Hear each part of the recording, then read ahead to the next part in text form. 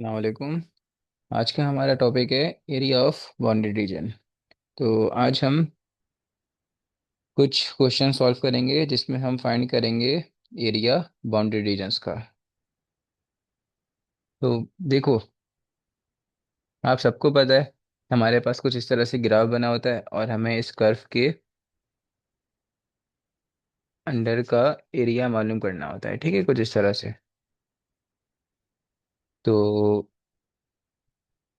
अगर मैं यहाँ पे एक ट्राइंगल बना दूँ, ट्रायंगल नहीं, मैं एक रेक्टेंगल बना देता हूँ, तो आप लोगों को पता है कि हमारे पास हम एरिया अंडर द कर्व किस तरह से मालूम करते हैं। मिलियंस और ट्रिलियंस, और समझ लो मिलियन बिलियंस ट्रिलियंस या इनफाइनाइटली मैनी आप रेक्टेंगल्स बनाते हो और फिर उन सब का सम निकालते हो, और जितने ज़्यादा ट्रायंगल्स बनेंगे उतना आपके पास एक्सीलेंट अप्रोक्सीमेट आंसर आएगा। ठीक है, तो मैं कंसिडर कर रहा हूँ इस पॉइंट पे एक रेक्टेंगल।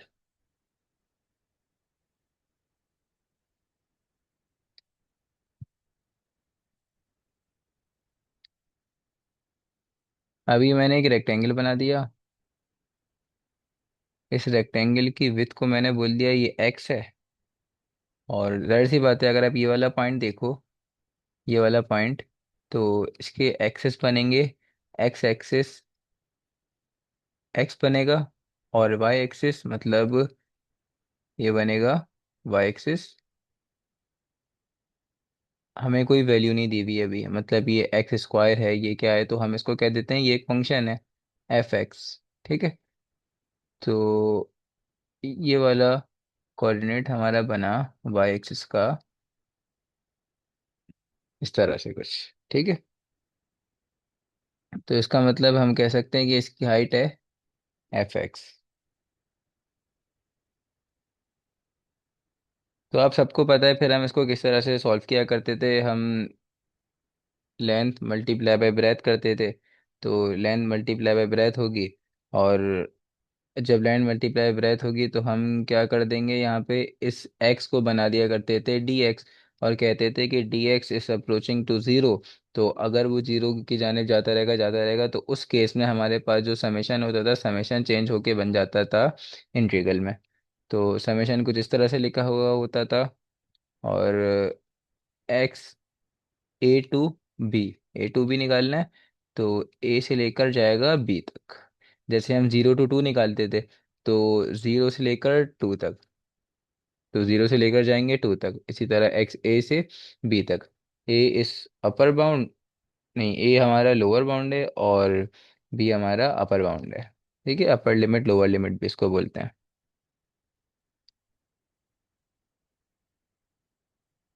तो length multiply by breadth, this is our breadth and this is our length.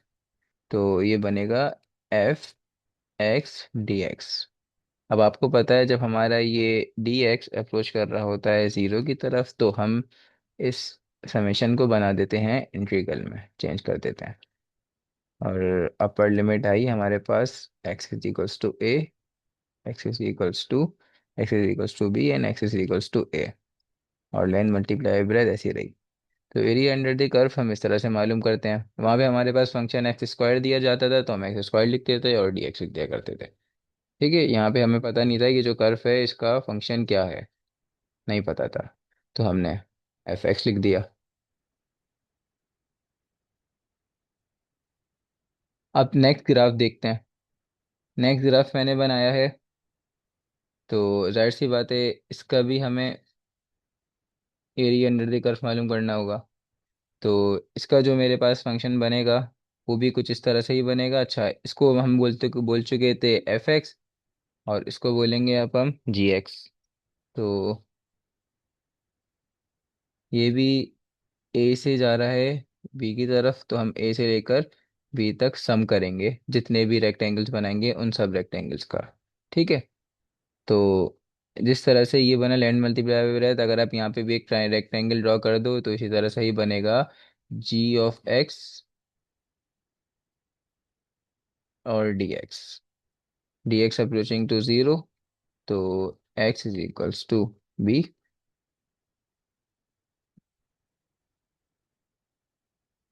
ठीक है, इसका भी मेरे पास एक फॉर्मूला आ गया एरिया फाइंड करने का, in the form of integral. अब देखो, एक बात आपको पता है, जब मैंने फर्स्ट वाला ग्राफ बनाया तो ये इसका फुल एरिया था। ठीक है, यहाँ से लेकर यहाँ तक का। सेकंड ग्राफ जो मैंने बनाया, तो ये यहाँ तक का एरिया जिसको मैंने कलर आउट किया हुआ है। ठीक है, अब मैं इन दोनों ग्राफ्स को आपस में जोड़ रहा हूँ, फर्स्ट वाला भी और इसको भी एक ही ग्राफ पे बना रहा हूँ, ऑन द सेम ग्राफ। अब जब मैं इसको सेम ग्राफ पे बनाऊंगा, तो देखो, अब जो मुझे एरिया फाइंड करना पड़ेगा वो इस बाउंड्री रीजन का मालूम करना होगा। ठीक है, तो ये लाइन थी हमारे पास y is equals to F X की, और जो अब सेकेंड लाइन आई वो हमारे पास लाइन है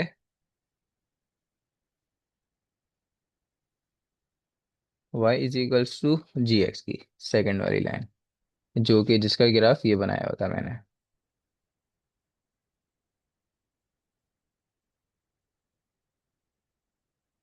अब अगर मैं बोलूँ आपको कि जो ये मैंने कलर किया हुआ है इस एरिया का आप एरिया मालूम करो, तो आप क्या करोगे? आप बोलोगे कि ये देखो, ये जी एक्स था, तो इसको मैं लिख देता हूँ यहाँ पे जी ऑफ एक्स। तो आप कहोगे, और इसमें कलर कहाँ तक हुआ हुआ है? इसमें कलर फुल हुआ हुआ है, मतलब फुल एरिया हमें मालूम करना है यहाँ तक का। तो आप बोलोगे कि अगर मैं इस पूरे में से ये वाला एरिया माइनस कर दूं, मतलब इस पूरे में से ये वाला पार्ट माइनस कर दूं, तो जो मेरे पास रिमेनिंग एरिया आएगा वो कौन से वाले पार्ट का आएगा? वो ये वाले पार्ट का आएगा। ठीक है, अगर मैं इन दोनों ग्राफ को जोड़कर माइनस कर दूं, इस पूरे को इसके साथ माइनस कर दूं, तो रिमेनिंग पार्ट जो बढ़ जाएगा वो ये वाला पार्ट बढ़ जाएगा। ठीक है, उम्मीद है सबको ये बात समझ आई होगी कि माइनस करके हम किस तरह से निकालते हैं। ठीक है, अगर आप देखो यहाँ पे इस तरह से बनेगा, और एफ ऑफ जी एक्स का जो एरिया निकालना था वो फुल था, और जी ऑफ एक्स का एरिया सिर्फ यहाँ तक है। अगर मैं एफ ऑफ एक्स से माइनस कर दूंगा जी ऑफ एक्स, तो मुझे जो एरिया मिलेगा वो मुझे मिलेगा ओनली इस रीजन का, इस बाउंडेड रीजन का। ठीक है, तो इस तरह से कुछ हमारे पास फॉर्मूला बनता है एरिया ऑफ बाउंडेड रीजन का, जो कि आएगा upper limit F is equals to B and lower limit is x is equals to A. F X D X इसको माइनस करवाना है जी ऑफ एक्स वाले एरिया के साथ।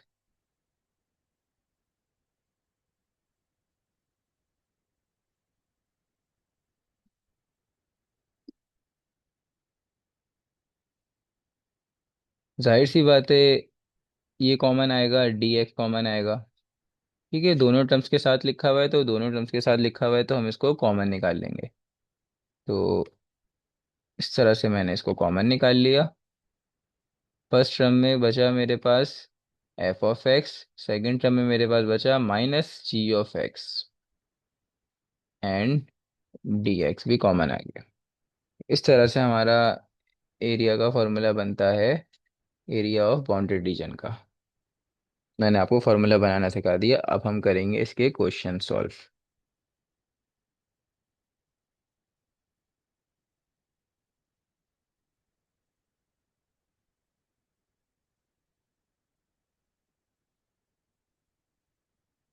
Find the area of the reason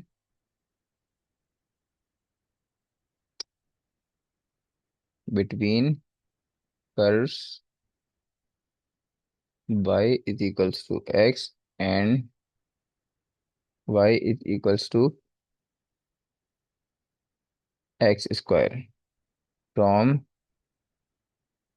x is equals to 0 to x is equals to 1।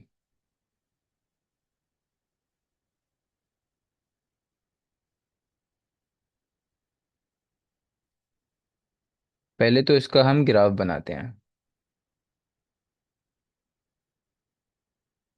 तो देखो, y is equals to X का इसका ग्राफ जो मेरे पास बनेगा वो बनेगी एक स्ट्रेट लाइन। तो हम स्ट्रेट लाइन बना देते हैं एक। सबको पता है y is equals to x की एक स्ट्रेट लाइन बनती है ग्राफ की, ठीक है, मैंने बना दी। और ये बनी y is equals to x की। और y is equals to x square quadratic. तो इसका एक बनता है पैराबोलिक कर्व। तो इसका मैं बनाऊंगा इस तरह से एक पैराबोलिक कर्व, ठीक है। अब देखो, हमारे पास कर्व्स मिलकर कौन से पॉइंट से बना रहा है इसको, मतलब कौन से पॉइंट से इसको क्लोज कर रहा है, वो पॉइंट ये है। तो इसका मतलब हमारे पास जो बाउंड्री रीजन है वो हुआ ये वाला पूरा का पूरा पार्ट, ठीक है। और ये था y is equals to x square का ग्राफ। अब सबसे पहले तो हमें, अच्छा यहाँ पे हमें देखो x की भी वैल्यू दी गई है, मतलब कहाँ से लेकर कहाँ तक, तो ये था ज़ीरो। ज़ीरो से लेकर हम जाएंगे, ये वाला पॉइंट होगा हमारा x is equals to one वाला पॉइंट।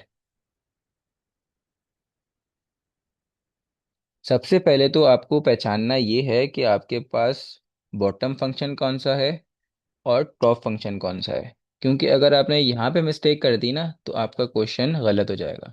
क्यों? इसका रीज़न देखो आप, f of x minus g of x. For example, आपके पास एफ ऑफ एक्स तो वैसे टॉप फंक्शन होता है, क्योंकि टॉप फंक्शन को आप पहले लिखोगे। अगर आपने, आपके पास दो फंक्शन आ रहे हैं, एक टू है, एग्जाम्पल दे रहा हूँ, एक फाइव है, मैं ऐसे ही कॉन्स्टेंट लिख दे रहा हूँ आपको समझाने के लिए। तो आपने लिख दिया टॉप फंक्शन की जगह पे टू, ठीक है, लिख दिया टॉप फंक्शन की जगह पे टू। और बॉटम फंक्शन की जगह पे लिख दिया फाइव। अब टू माइनस फाइव का आंसर होता है, इस तरह से लिख दिया, ठीक है, टू माइनस फाइव का आंसर होगा माइनस थ्री। तो इसका आंसर आया माइनस थ्री। अब मैंने कहा कि हमारे पास जो टॉप फंक्शन था वो था फाइव। तो इसको वापसी सॉल्व करते हैं। अब बनेगा एफ ऑफ एक्स मतलब टॉप फंक्शन, तो वो बनेगा फाइव एंड माइनस, फिर आएगा बॉटम फंक्शन टू। इस तरह से लिख दिया मैंने। अब इसका जो आंसर आया वो आया थ्री। अब देखो, ये आंसर आ रहा था नेगेटिव का थ्री, ये आंसर आ रहा है पॉजिटिव का थ्री। तो फर्क है या नहीं है? तो फर्क है। इस वजह से हमारा जो क्वेश्चन है ना, जो उसका आखिर में लास्ट में सॉल्यूशन करके हम जो एक आंसर निकालते हैं, उस पर अफेक्ट पड़ता है ये हरकत करने से। तो आपको हमेशा सबसे पहले क्वेश्चन में बॉटम फंक्शन पहचानना है, फिर पहचानना है टॉप फंक्शन, या पहले टॉप फंक्शन पहचान लो फिर बॉटम फंक्शन पहचान लो, सो दोनों साथ ही पहचानते हो आप। वो किस तरह से पहचानते हैं? तो देखो, अपनी लिमिट्स लिखो। लिमिट्स क्या है? जीरो से लेकर वन तक जा रहा है जो हमारे पास इंटरवल है। तो इंटरवल को जिस तरह से ही बनेगा ना, जीरो से लेकर वन तक गया, बिल्कुल यही बनेगा। उसके दरमियान का ही तो एरिया मालूम करना है हमें, उसके दरमियान का जो बाउंड्री रीजन है उसका, ठीक है। अब देखो, पहला फंक्शन था हमारे पास एक्स, ये वाला। दूसरा फंक्शन था हमारे पास एक्स स्क्वायर, मैंने एक्स स्क्वायर भी लिख दिया। इसमें से आपको पहचानना ये है, जो इंटरवल दिया हुआ है ना, अगर आप इस इंटरवल के पॉइंट्स कोई से भी पॉइंट से जो कि इस इंटरवल में ही लाई कर रहे हो, वो यहाँ पे पुट करो इन दोनों की जगह पे। जैसे फॉर एग्जांपल यहाँ पे ये लाई कर रहा है 0.3, लाई कर रहा है या नहीं कर रहा? जीरो से लेकर वन तक 0.3 आता है, नहीं आता? बिल्कुल आता है। तो 0.3 अगर आप लिखो, यहाँ पे 0.3 लिखो, और यहाँ पे 0.3 का होल स्क्वायर लो। तो देखना, इसको कैलकुलेटर से सॉल्व करो with the help of calculator. तो आपके पास ग्रेटर आंसर कौन सा आता है ये बताओ। तो जिसका भी आंसर ग्रेटर आया वो आपके पास टॉप फंक्शन है, और जिसका आंसर वो आया लेस देन आया, तो वो आंसर आपके पास बॉटम फंक्शन है। ठीक है। तो इसका आंसर तो आपके पास 0.3 ही रहा, और इसका आंसर बन गया 0.09। तो इसका मतलब 0.3 इज ग्रेटर। 0.3 किसका आंसर था? इस फंक्शन का। तो हमने यहाँ पे बना दिया x is greater than and equals to x square. Equals to क्यों बनाया? अगर आप यहाँ पे जीरो भी पुट करोगे तो दो बोथ साइड पे जीरो आ जाएगा। तो इक्वल्स टू तो आ रहा है ना। अगर यहाँ पे वन पुट करोगे तो बोथ साइड पे वन ही आएगा, इक्वल्स टू तो आएगा। तो आपको पता लग गई यहाँ से कि आपके पास टॉप फंक्शन कौन सा है और बॉटम फंक्शन कौन सा है। आपने इंटरवल्स को पुट किया बारी बारी, और देख लिया कौन सा आपके पास बॉटम फंक्शन है और कौन सा टॉप फंक्शन है। उम्मीद है सब ये बात समझ गए होंगे।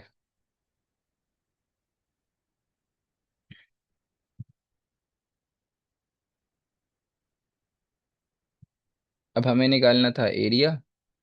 ए इज इक्वल्स टू, अब हम इसका एक फॉर्मूला लिख देंगे, जो फॉर्मूला था अपर लिमिट लोअर लिमिट।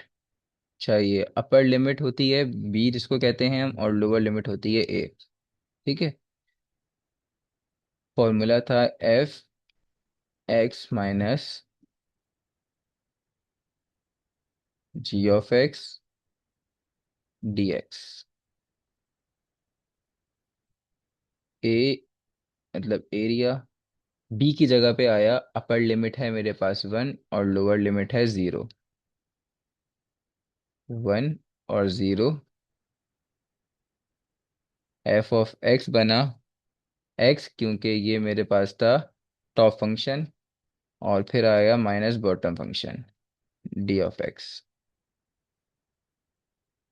दोनों के ऊपर अलग अलग से इंटीग्रेशन अप्लाई करेंगे बारी बारी।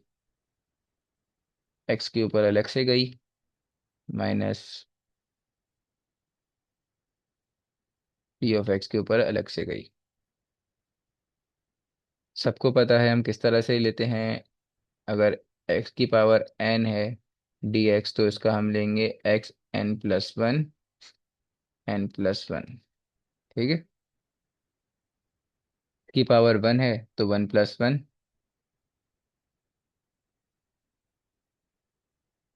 One plus one and one plus one. तो ये बन जाएगा स्क्वायर अपॉन टू।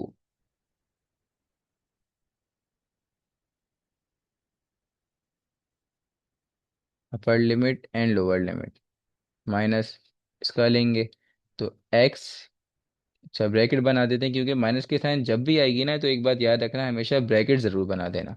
ठीक है, ब्रैकेट ज़रूर बनाना। क्योंकि माइनस की साइन से जब भी आपके पास कोई सी भी साइन मल्टीप्लाई होती है तो वो चेंज हो जाती है। प्लस बनाओ तो कोई टेंशन नहीं है, उसको आप ऐसे ही लिख सकते हो। तो x cube upon cube and upper limit and lower limit,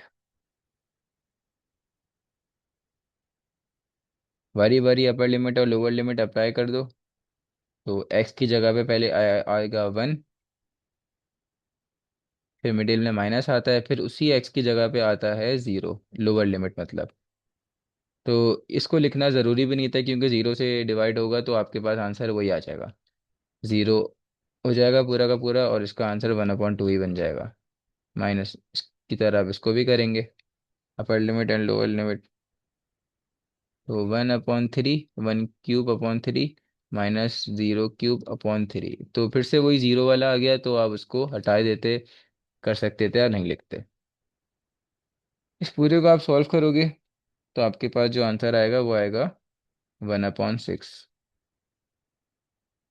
तो वन अपॉन सिक्स हमारा एरिया है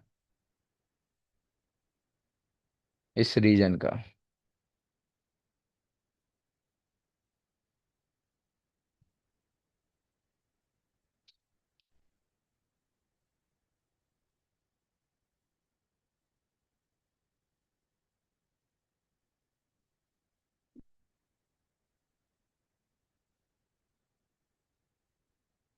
find the area of the reason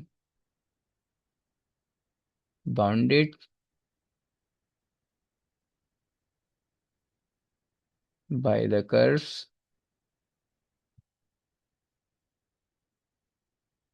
y is equals to x square and x is equals to y square.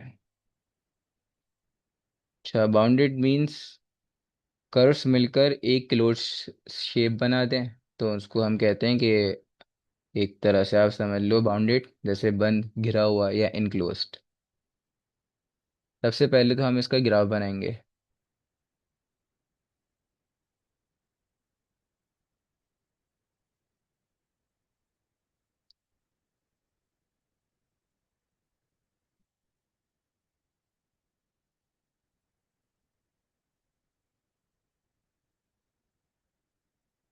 देखो,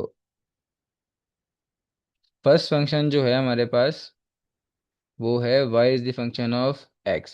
बिल्कुल ठीक लिखा हुआ है। लेकिन यहाँ पे हमारे लिए मुश्किल होगी। यहाँ पे हमारे पास लिखा हुआ है x is the function of y। ठीक है, तो इसको हमें y is the function of x में बनाना पड़ेगा, मतलब कुछ इस तरह से। तो सबसे पहले हम इसको पिक कर लेंगे। यहाँ पे स्क्वायर हटाना है हमें, तो रूट ऑन बोथ साइड। ये हमारे पास कुछ इस तरह से लिखा हुआ है, आपको दिखा देता हूँ। और जो हमारे पास नॉर्मली फंक्शन लिखा होता है वो लिखा होता है Y the function of x, ये लिखा होता है। तो इसको हम चेंज कर रहे हैं इसमें, और ये पहले से लिखा हुआ था इसमें।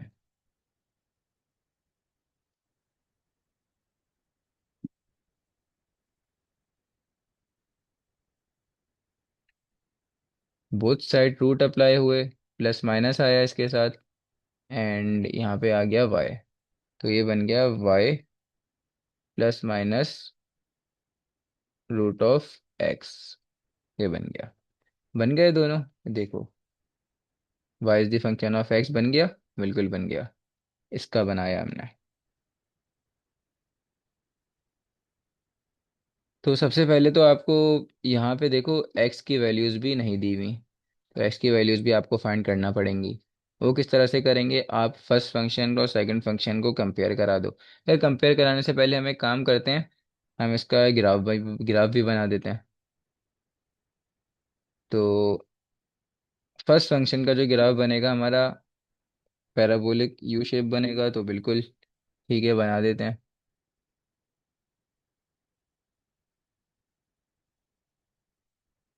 या चलो पहले हम इसका बनाते हैं। इसका इसको तो मैंने चेंज कर दिया ना, Y the function of x. अब इसका बनाएंगे। तो रूट ऑफ एक्स, अगर प्लस का रूट ऑफ एक्स, तो इसका ग्राफ बनता है कुछ इस तरह से। इस तरह से ग्राफ बनता है इसका, ठीक है। ये प्लस रूट ऑफ एक्स का बनाया है मैंने। अब अगर मैं बोलूंगा माइनस रूट ऑफ एक्स का बनाओ, तो कुछ भी नहीं होता, सिर्फ इसी का ही इस तरह से बन जाएगा, ठीक है। एक रिफ्लेक्शन समझ लो आप, इसी की रिफ्लेक्शन बन गई। ये मैंने इसका ग्राफ बनाया, ठीक है। अब देखो, y is function of x square. तो अब एक्स स्क्वायर का ग्राफ एक पैराबोलिक शेप बनता है। तो ये एक बनेगा आपका, ये इस तरह से कुछ ग्राफ लिख देते हैं यहाँ पे। ये ग्राफ था y is equals to root of x. ये था y is equals to minus root of x.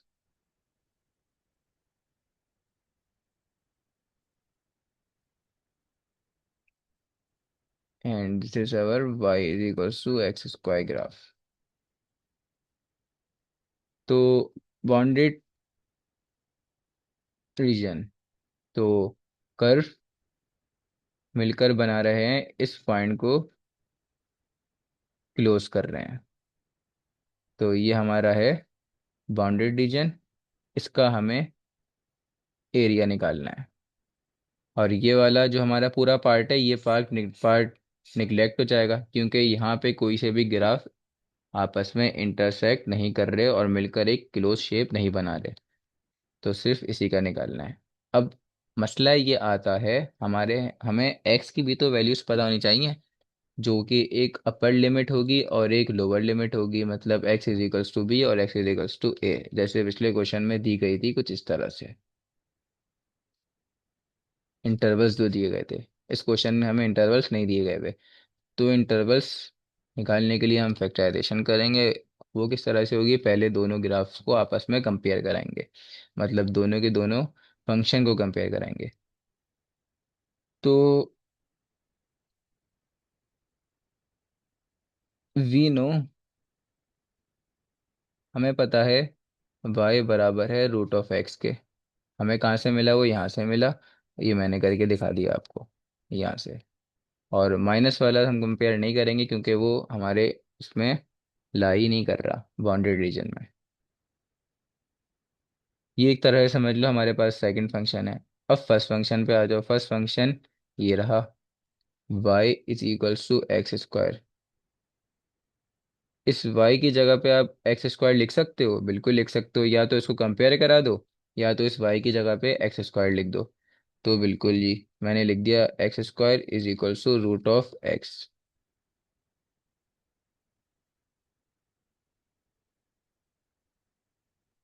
अब ये रूट को आपको ख़त्म करना है। ये रूट ख़त्म कैसे होगा, अगर आप स्क्वायरिंग कर दोगे बोथ साइड, तो स्क्वायरिंग बोथ साइड होके आपके पास बन जाएगा कुछ इस तरह से, एक्स की power 4 minus x is equals to 0। Factorization करेंगे इस पे, कॉमन आ रहा है एक्स क्यूब माइनस 1।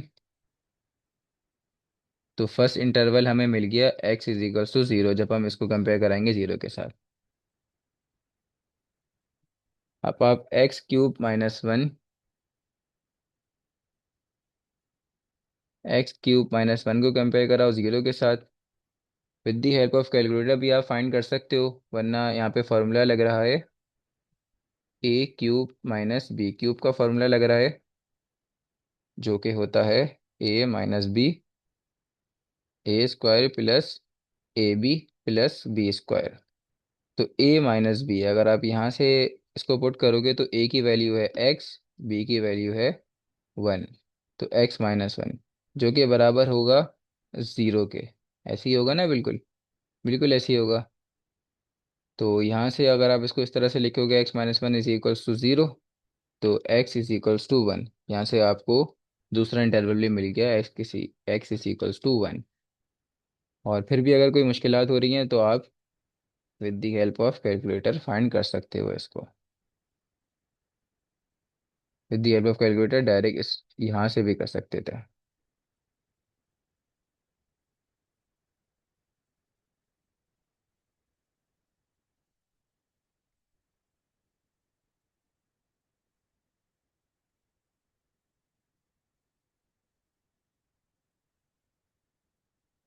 तो हमारे पास वैल्यू आई second, x is equals to 1।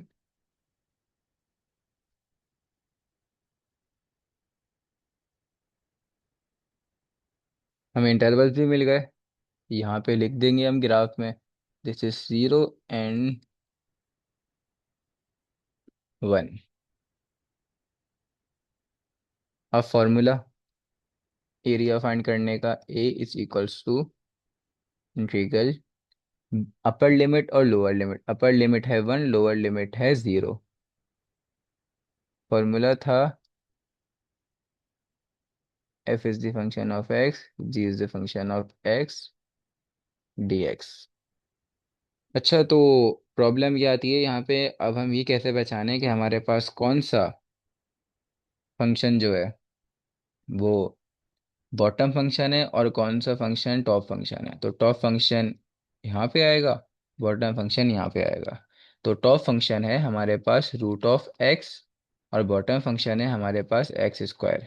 ये कैसे पहचाना, वापसी इसी तरह से पहचानेंगे। ये देखिए, जिस तरह से यहाँ पे हमने लिखा था इस तरह से लिखेंगे। तो इंटरवल्स हमें यहाँ पे भी सेम इंटरवल्स दिए गए हैं। वो इंटरवल्स से हमारे पास 0 से लेकर 1 तक। पहला फंक्शन लिखो एक्स स्क्वायर, सेकेंड फंक्शन लिख दो रूट ऑफ एक्स। अब पहचानो इसमें से ग्रेटर कौन सा है, ये ग्रेटर है या ये ग्रेटर है। तो क्या कैसे पहचान देते, इनमें से कोई सा भी इंटरवल उठा लो और चेक कर लो किसका आंसर बड़ा आ रहा है। तो अगर आप फॉर एग्जांपल फिर से 0.3 से कंपेयर करते हैं, 0.3 का स्क्वायर और यहाँ पे √0.3, आंसर क्या आता है। तो 0.3 का स्क्वायर, अच्छा 0.3 यहाँ पे लाई कर रहा है ना, इस इंटरवल में बिल्कुल लाई कर रहा है। तो ये आएगा 0.09, और यहाँ पर आएगा √0.3, 0.547। तो ग्रेटर हुआ 0.547 जो कि था इसका आंसर। और इक्वल्स टू भी आएगा, अगर मैं यहाँ पे जीरो पुट करूँ, यहाँ पे भी जीरो पुट कर दूँ, तो आंसर क्या हो जाएगा, इक्वल्स भी होगा। वन पुट करूँ, यहाँ पे भी वन पुट करूँ, तो आंसर इक्वल्स तो होगा। तो x square is less than and equals to √x।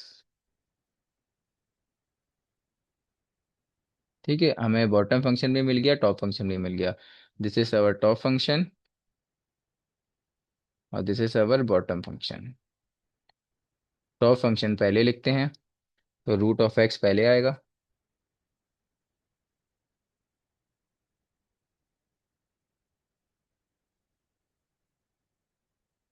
√x पहले आएगा, फिर आएगा बॉटम फंक्शन।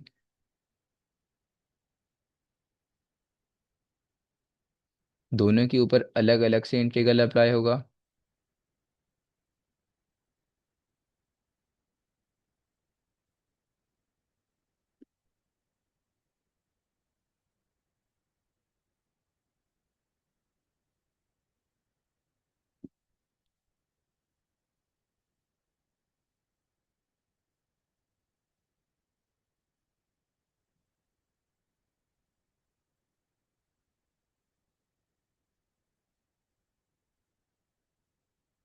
ये बन जाएगा हाफ।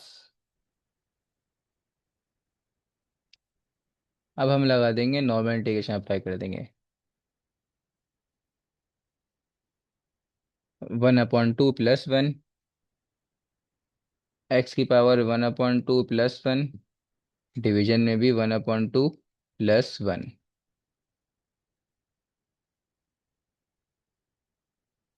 1 0,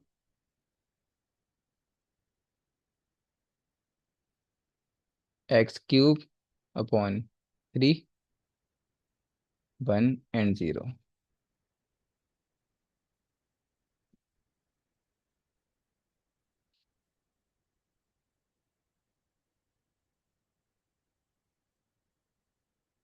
3/2, 3/2 माइनस, अच्छा यहाँ पे लिमिट आएगी 1 और 0। यहाँ पे ब्रैकेट बनाना ज़रूरी है क्योंकि माइनस की साइन है।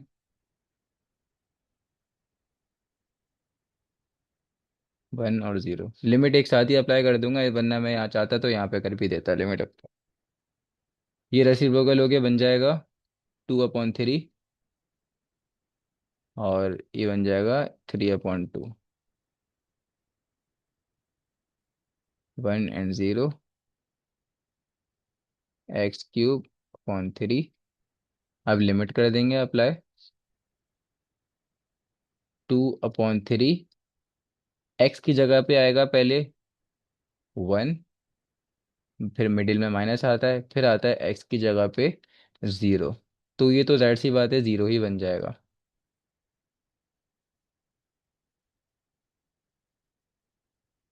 फिर आएगा एक्स की जगह पे 1,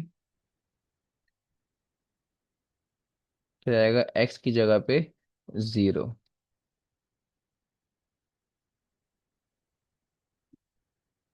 इस पूरे का आपके पास आंसर बनता है 1/3।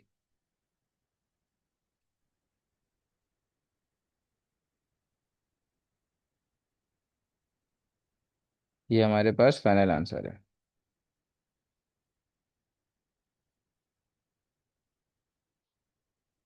अच्छा, अभी जैसे कि हमने बात की ये ज़रूरी नहीं है कि हमेशा फंक्शन हमें y is the function of x मतलब इस तरह से दिया जाए।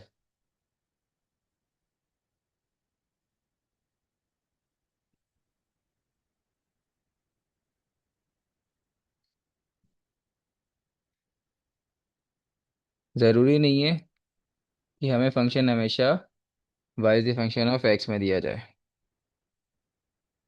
हमें इस तरह से भी दिया जा सकता है जो कि अभी दिया गया था, लेकिन वहाँ पे एक ही फंक्शन दिया गया था तो हमने उसको चेंज कर दिया था, y is the function of x में चेंज कर दिया था। लेकिन जब दोनों ही फंक्शन इस तरह से दिए जाएं फिर क्या करेंगे? तो फिर भी बहुत ईजी है। फॉर्मूला तो सेम वही रहता है, लेकिन मैं ग्राफ से आपको बना के दिखा देता हूँ। कुछ इस तरह से ग्राफ बनता है उसका।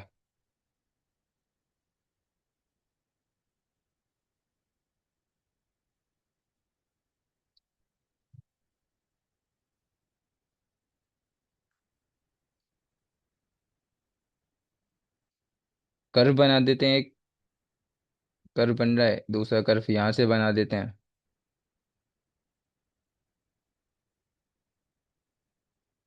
इसको पढ़ लेते हैं हम कि ये ग्राफ है x is the function of y का, और ये ग्राफ है x is the function of, ये भी वाई का है। ठीक है। फर्क क्या है? ऊपर जो हमने ग्राफ बनाया था वो था y is the function of x का, जो ऊपर हम क्वेश्चन कर रहे थे उसमें बनाया था, तो उसका ग्राफ कुछ इस तरह से बना था हमारा, याद है ना? अब मैंने उसी ग्राफ को बदल दिया, उस इस ग्राफ को बना दिया मैंने x is the function of y. तो अब ये वाला ग्राफ कुछ इस तरह से बन गया। समझ गए ये बात? तो ज़रूरी नहीं है हमें हमेशा ही क्वेश्चन उसी फॉर्मेट में दिया जाए, Y the function of x हमें इस तरह से भी दिया जा सकता है। तो हमने एक एग्जाम्पल कंसिडर की है अभी। तो फर्स्ट का ग्राफ ये हो गया, सेकंड का ग्राफ ये हो गया। ऊपर जो क्वेश्चन किया था उसमें एक इक्वेशन थी और एक नहीं थी। तो यहाँ पे हमारे पास दोनों इक्वेशन ही x is the function of y में दी गई है। तो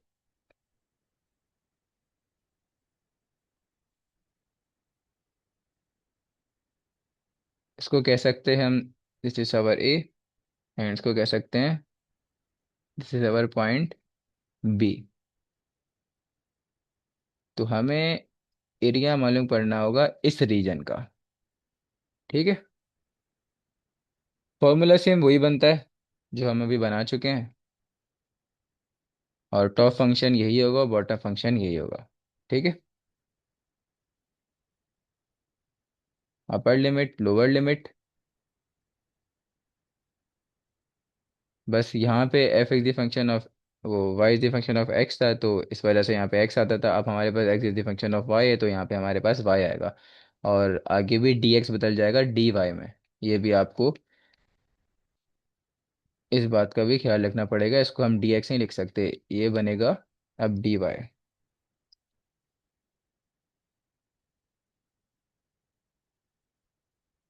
और इसका फॉर्मूला आप इस तरह से भी बोल सकते हो, integral of right function minus integral of left function. For example इसका एक क्वेश्चन कंसिडर करते हैं हम। Find the area of the reason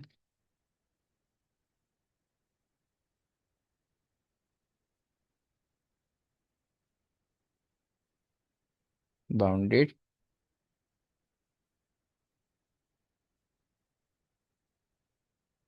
bye the curves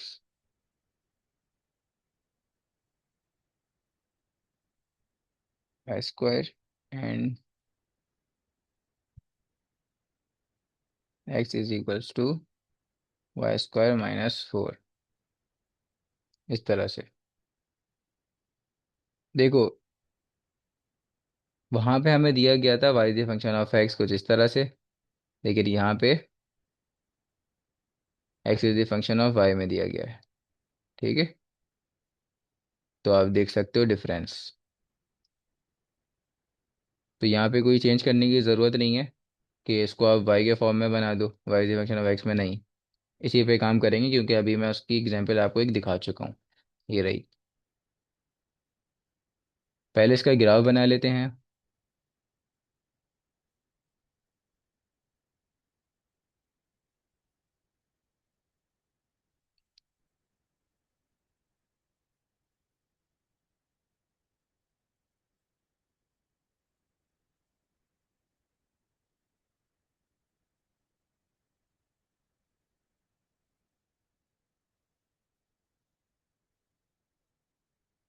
इसका ग्राफ कुछ बनेगा इस तरह से।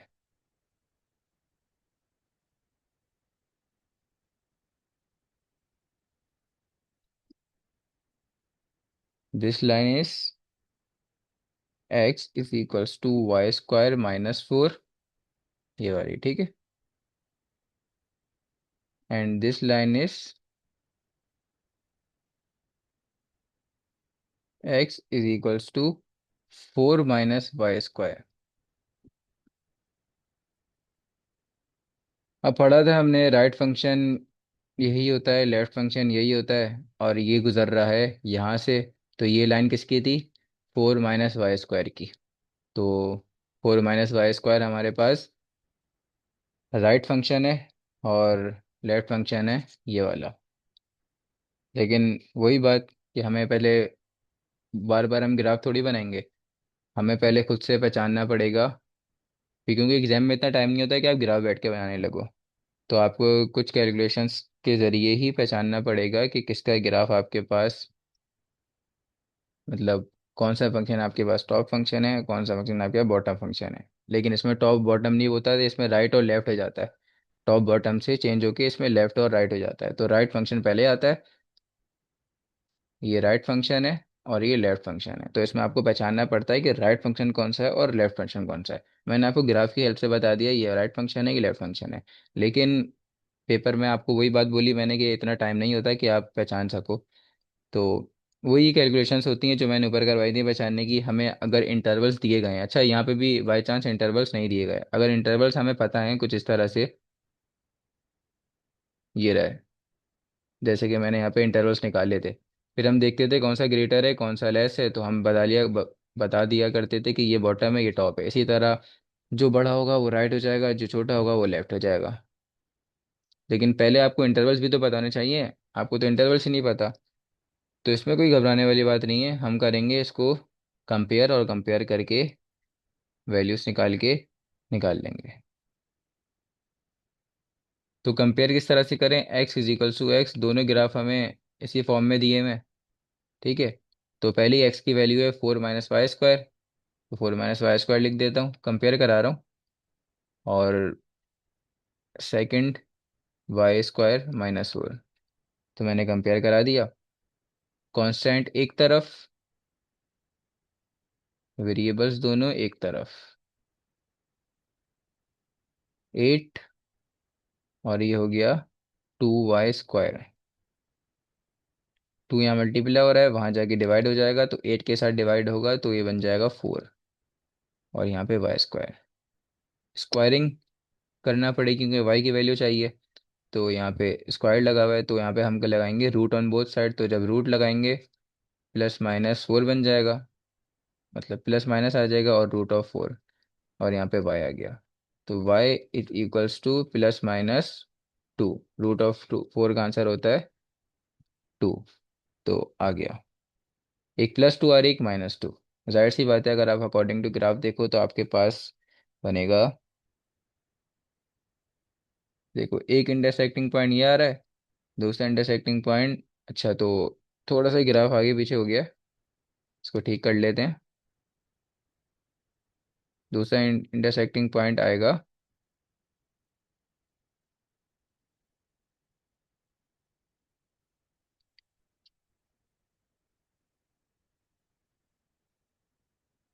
दूसरा इंटरसेक्टिंग पॉइंट ये आ रहा होगा, ठीक है। पहला ये आ रहा है, दूसरा ये आ रहा होगा जिस पे मैंने अभी डॉट बनाया है। थोड़ा सा आगे पीछे हो गया ये वाला, ठीक है। ये इस लाइन से गुजर रहा होगा, वाई एक्सिस की। जब भी तो मैं कहूँगा कि यहाँ पे आ रहा है, किस पर क्रॉस हो रहा है ग्राफ, मतलब इंटरसेक्ट मार रहा है, वो पॉजिटिव के 2 पर। तो वाई की वैल्यू है ना, एक्स की वैल्यू नहीं है, यहाँ पे मत लगा देना। और ना ही तो यहाँ पर ग्राफ इंटरसेक्ट कर रहा है, ठीक है। ग्राफ यहाँ पे 90 इंटरसेक्ट कर रहा है। याद करो जब हम पहले बनाते थे y is a function of x में, तो जिस पॉइंट पर इंटरसेक्ट कर रहा होता था वही पॉइंट की वैल्यू हम लिखते थे, है ना। तो यहाँ पे जहाँ पे इंटरसेक्ट करेगा उसी की वैल्यू हमें लिखना होगी। तो ये रहा, और दूसरी ये रही। अच्छा ये था तो थोड़ा सा ही बनाने में मुझसे प्रॉब्लम हो गई, तो आप समझ जाओ। ये हैगा दूसरा, तो ये आया है -2। ठीक है, ये आया -2।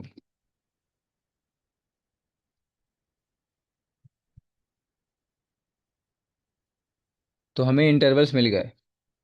इंटरवल्स -2 से शुरू हो रहे हैं। ठीक है, -2 से शुरू हो रहे हैं, और कहाँ तक जा रहे हैं ये? +2 तक जा रहे हैं। तो -2 से इंटरवल शुरू हुए, और ये इंटरवल्स गए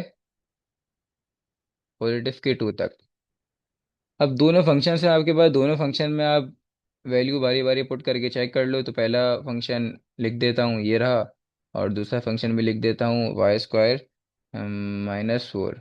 इस इंटरवल का कोई मिडिल वाला पॉइंट लिख दो। तो 1 पुट कर देता हूँ, ठीक है। यहाँ पे मैं पुट कर देता हूँ 1। 1 आ रहा है ना इस इंटरवल में? बिल्कुल आ रहा है। तो चलो, 1 से बिल्कुल ईजी हो जाएगा सॉल्व करना। तो 4 - 1 का स्क्वायर 1 होता है, और यहाँ पे 1 का स्क्वायर 1 होता है। तो इसका आंसर आ गया 3, और इसका आंसर आ गया -3। तो ग्रेटर आया ये वाला। तो आपको मिल गया जो दो फंक्शन लिखे थे, ये पहला फंक्शन था, ये दूसरा फंक्शन था। इन दोनों फंक्शन में ग्रेटर कौन सा फंक्शन आ रहा है? ये वाला फंक्शन ग्रेटर आ रहा है। और मैंने with the help of graph आपको पहले ही बता दिया था कौन सा फंक्शन हमारे पास होगा राइट फंक्शन, और कौन सा फंक्शन होगा हमारे पास लेफ्ट फंक्शन। तो देख लो, ये वाला फंक्शन ही आपके पास आ रहा था ना, राइट फंक्शन, ग्राफ से। और ये वाला फंक्शन आएगा लेफ्ट फंक्शन। देखो, ये लिखा हुआ, ये रहा, कहाँ दिखा दिया मैंने, ये रहा लेफ्ट फंक्शन। ठीक है। तो पता लग गया हमें कौन सा फंक्शन राइट है, कौन सा फंक्शन लेफ्ट है।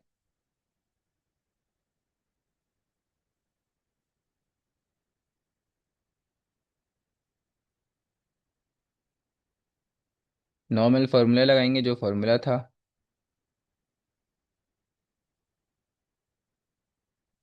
अपर limit and lower limit. Upper limit और लोअर लिमिट। फिर फर्स्ट फंक्शन, मतलब फर्स्ट फंक्शन आएगा हमारे पास राइट फंक्शन। राइट फंक्शन है ग्रेटर ये वाला, 4 - y²। ब्रैकेट बना लेते हैं, 4 - y²। और मिडिल में माइनस की साइन थी। ये होगा लेफ्ट फंक्शन के साथ माइनस, तो लेफ्ट फंक्शन था y² - 4, ब्रैकेट dy। दोनों के ऊपर अलग अलग से ब्रैकेट ओपन करने से बेहतर है आप इसको पहले सॉल्व कर दो, क्योंकि ये सॉल्व हो रहा है, सिंप्लीफाई हो रहा है ये और फर्दर। तो ब्रैकेट्स ओपन करेंगे, माइनस एंड माइनस, साइंस बदल जाएंगी।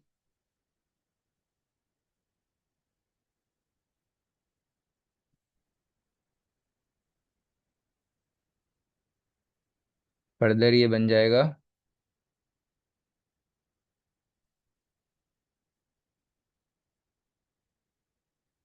8 - 2y², 2y² दोनों के ऊपर अलग अलग से अगर आप इंटीग्रेशन अप्लाई करते हो, तो 8 dy - √2y² कांस्टेंट हमेशा बाहर चले जाता है इंटीग्रेशन में। जैसे डिफरेंशिएशन कर रहे थे, इसमें भी कांस्टेंट बाहर चले जाता है, इसमें भी बाहर चले जाएगा।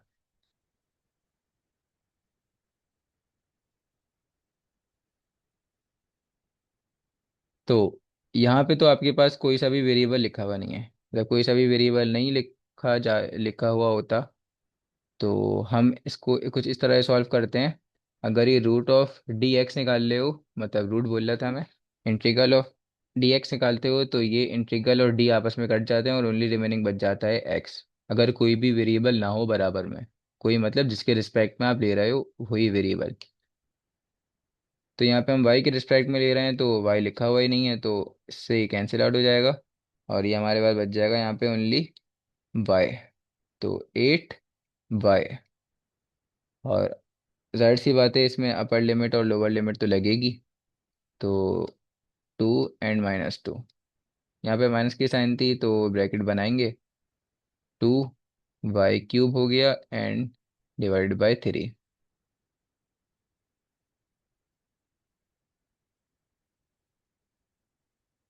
To and -2।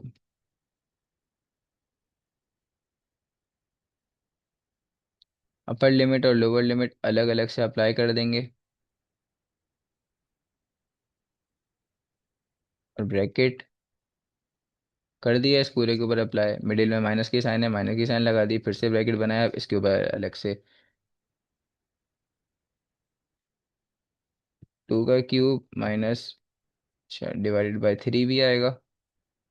फिर 2 - 2 का क्यूब डिवाइडेड बाय 3 भी आएगा। इसका आंसर आता है आपके पास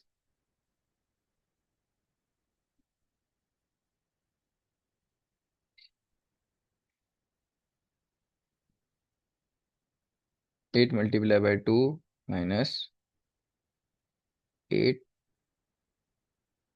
2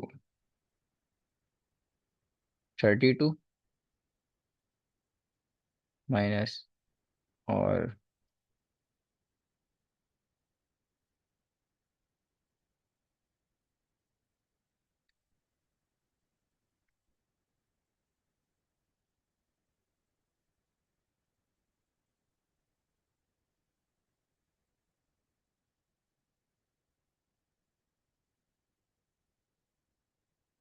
इसका आंसर आता है 32/3।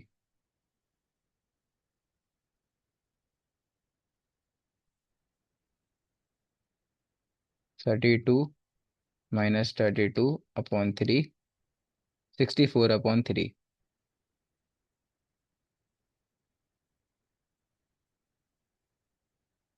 तो एरिया आया आपके पास इसका 64/3।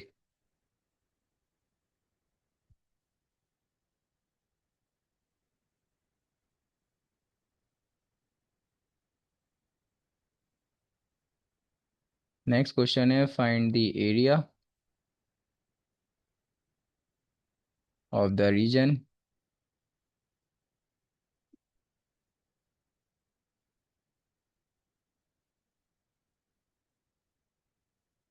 Bounded by the curves y = x² - 6x and x axis. ये आप लोगों को होमवर्क करना है।